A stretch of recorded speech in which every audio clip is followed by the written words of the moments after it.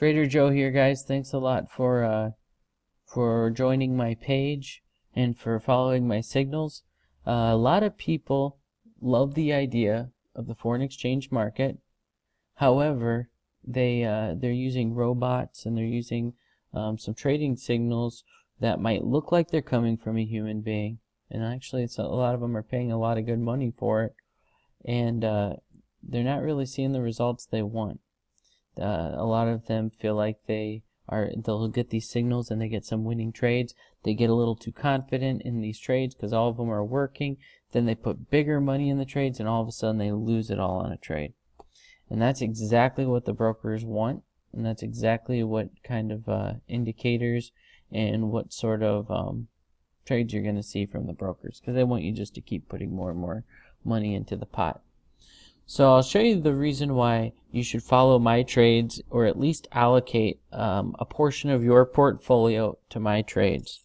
A lot of the trade indicators and signals that you get online are short-term signals and indicators.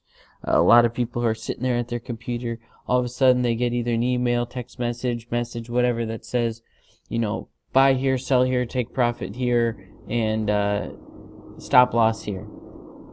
And so they don't even look at the chart, they just do it. They've got that sort of confidence in their indicators. Maybe they make money a lot easier than I do, but I've never had money just come to me that easy. If it was truly that easy, everybody would be doing it. And yes, there is good risk management things that you can do, and then you can end up profitable. But I always like to say that you want to, just like the Bible says, you want to build your house on rock, not on sand. You got to have some sort of foundation for how is my account going to grow. That's where long-term trades come in. Because with long-term trades, it's going to tie up a little bit of money for a little while, but then you're going to see bigger results. The best trade I ever had was about 2 years ago.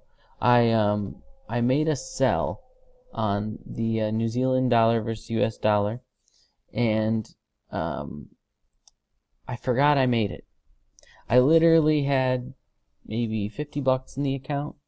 I made this sell, and I forgot I had it. My wife and I, newlyweds, we were tight, and I was working, got busy, too many things going on.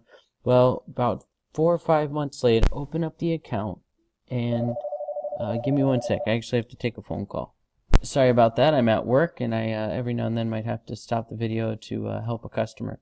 Anyways, best trade I ever made. Told you a little bit of the back end story of it. Long story short, 4 or 5 months later, I open up the account. My account is, I think it was like $450, $500, and I was like, holy smokes, what a great trade. And that means it was probably maybe $28 initially that I allocated towards it. Actually, I believe it was $32 because I think it's $16 a lot on there.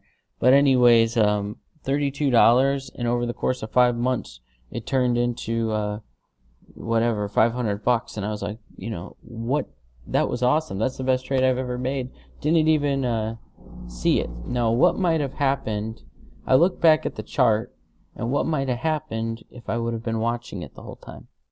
Well, I would have seen it go negative at one point. It was at one point negative 80 pips, and then I would have seen it come positive, and I might have gotten so just like happy that I didn't take that 80 pip loss that I might have just sold it right there just to say, okay, at least I didn't take the loss. But then I would have spent all that time in the negative for literally like 10 pips of profit, which would not make sense. That would technically be a loss if you look at how much you could have made if you wouldn't have, had that money tied up over that time.